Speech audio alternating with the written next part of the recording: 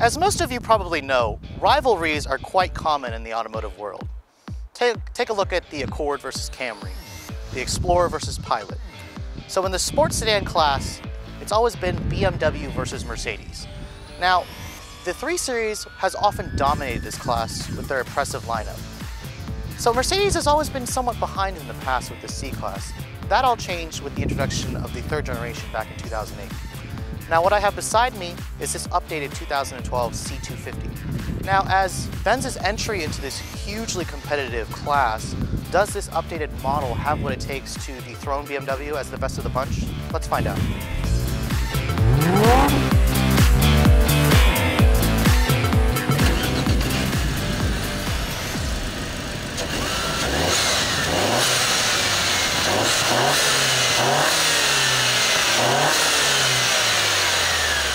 So for those of you who aren't loyal to the Mercedes brand, let me introduce you to the C-Class.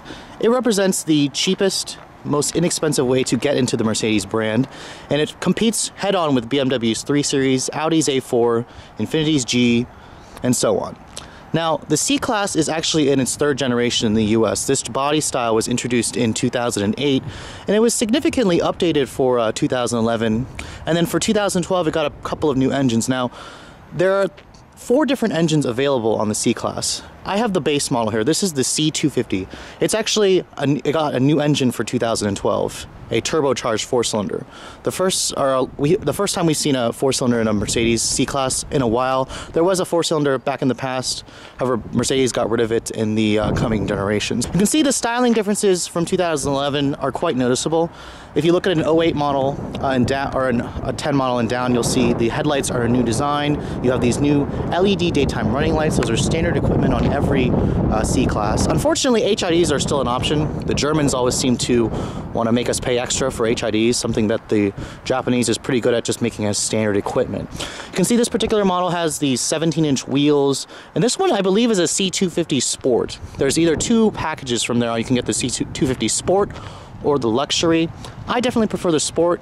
You can see this one has just a single exhaust, and LED taillights are new for 2011. Now looking at the updated interior on this 2012 model, it's pretty nice to look in initially. Now stepping in, it does have a pretty good step-in height, although you do have to duck your head somewhat a tad. The interior of this vehicle got a big refresh for 2011, like I said. Here's the key for the vehicle. Typical Mercedes key. This particular one doesn't have the smart access system, unfortunately. Again, like all the other German cars, you have to pay extra for everything. You can see here, very nice gauges, a very nice, information display in the center of the speedometer. I like that a lot, actually. And of course, what you are hearing is the new 1.8 liter turbo 4-cylinder in this vehicle. Now, looking at the rest of the interior, it's a really nice, in terms of materials, design. The dashboard is this soft touch graining material, kind of expected. This vehicle is pretty expensive when it's new. It's even soft touch down here. You have this alloy trim here. That all looks pretty nice. Now, this is Mercedes' command interface. And of course, it even tells you do not let command distract you. That's funny. It's controlled by this little controller right here, which basically works, everything. You can, knock it down to navigation, to audio. This particular one does have the navigation package.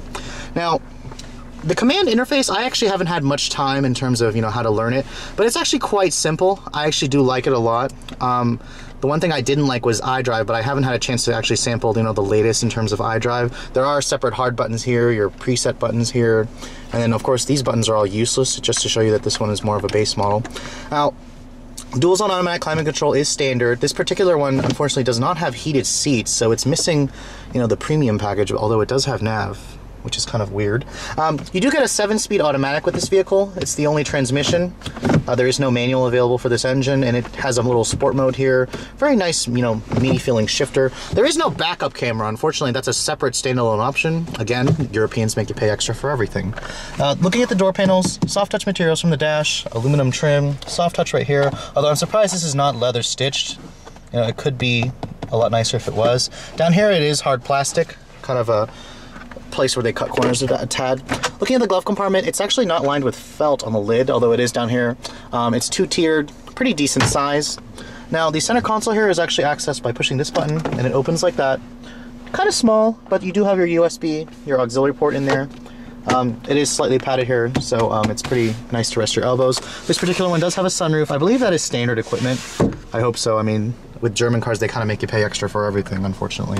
The steering wheel of this vehicle is very nice. It's one of the things that I really noticed about it. Before, in the past, I used to complain Mercedes had really ugly looking steering wheels. You have your controls on the steering wheel and this really nice flat bottom. I think this is only available if you get the Sport package. And the steering actually has a really nice feel. It's pretty light. I'll get into more about that during the test drive. Now, the back seat of the C-Class has often been criticized for being cramped, and this one is no exception, really. I mean, in this class, you can't expect a huge back seat, but this is actually not bad. You know, people who need more space definitely go for the E-Class, their mid-size one. You do get vents back here, dual map pockets, and there is a armrest right here with some storage, and then you have some cup holders that kind of pop out. Kind of a little bit complicated to just access it. The seats, I believe they fold down in one piece. We'll take a look at that when we get to the trunk. Looking at the door panels in the back, they're carried over, soft touch, aluminum trim here, and then soft touch right here. The windows are automatic up down for all four of the windows, kind of expected for this classic car. Now, the trunk of the C-Class is actually quite large when you initially inspect it.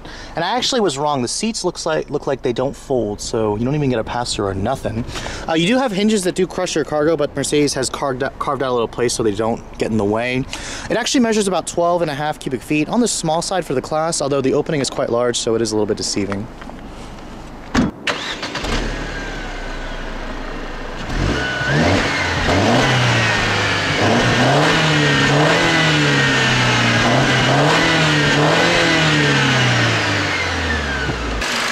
And then, of course, coming under the huge hood, you'll find a new engine for 2012.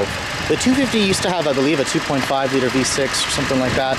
This is the Mercedes' new 1.8 liter turbocharged direct injection 4-cylinder. They're basically following the norm that the rest of the European class has gone to. Here are the numbers: 201 horsepower and 229 foot-pounds of torque. Down a little bit in terms of power compared to like the 3 Series or the A4. However, keep in mind this is a smaller engine. MPG numbers paired with the 7-speed auto are 21 in the city and 31 on the highway. So let's take a look at how this all works together. By the way, this vehicle is rear-wheel drive like a true sports sedan. So it has been quite a while since I've actually had the chance to drive one of the newest Mercedes products. So I'm somewhat excited to show you guys my unfiltered review on how this C-Class drives. So let's find out. Again, I'm kind of disappointed it doesn't have push-button start, but again, this one is more of a base model, although it's weird to me how it has a navigation, but no backup camera and no heated seats. Anyways, now, the last C-Class I drove was an 04, and let me tell you, I hated it. I was really unimpressed with it. This new one, on the other hand, feels really familiar to it, but it's worlds better. The car still has a really long hood and kind of a wide feeling. Mercedes have always had that kind of feel to them. It doesn't feel boat-like anymore. That old C-Class that I drove, when I turned the wheel, the whole car like would shift around in terms of the weight, and it just felt really like a Buick almost. This one feels buttoned down. It feels really sporty. I love it.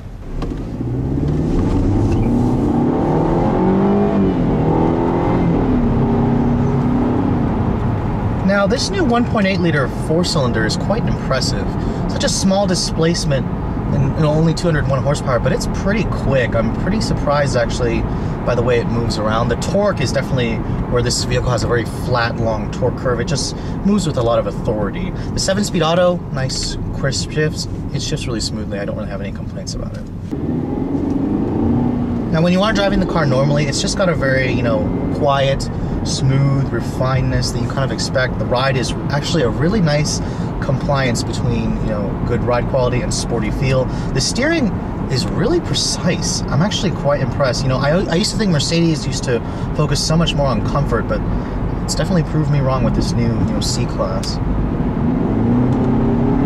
See here, it's got excellent mid-range pull. The transmission does have a tendency to stay in its 7th gear. I did have to put my foot down quite hard to get it to go, and I actually have it in the sport mode. There's 2 settings. There's the Econ and the sport setting, and if I switch it here over to Econ mode, it kind of just hunts to go into the top gear a little bit more. I plug it back to sport. You can see it kind of will blip the throttle a little bit. Now, the one thing I don't like about this car, and it's all Mercedes, is the turn signal stalk. It's all the way down over here.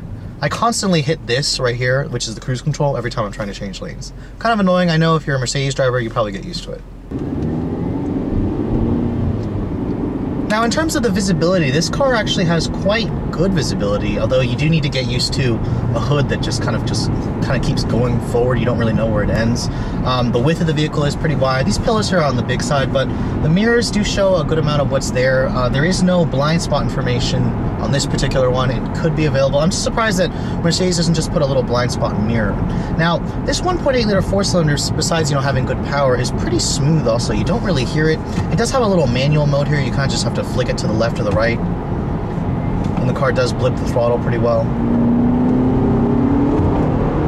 And it's pretty quiet. You actually barely hear the four-cylinder engine. I kind of wish it made more of a growly noise. In terms of smoothness, I probably would say it's about the same as, Audi's 2-liter, or I haven't driven BMW's new 2-liter, but I mean, it's a pretty refined four-cylinder. So for those of you who think a V6, you have to go with the V6, try this four-cylinder out. It's a pretty nice, nice upgrade.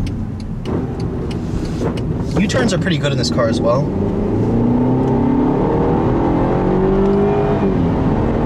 And I can't really say anything else. I like the smooth power of this. So I'm impressed with Mercedes' new 1.8 liter 4. But anyways, if you guys are in the market for a German, luxury sports sedan like this, I used to always tell people to go with Audi and BMW, but I gotta tell you, I like this Mercedes a lot.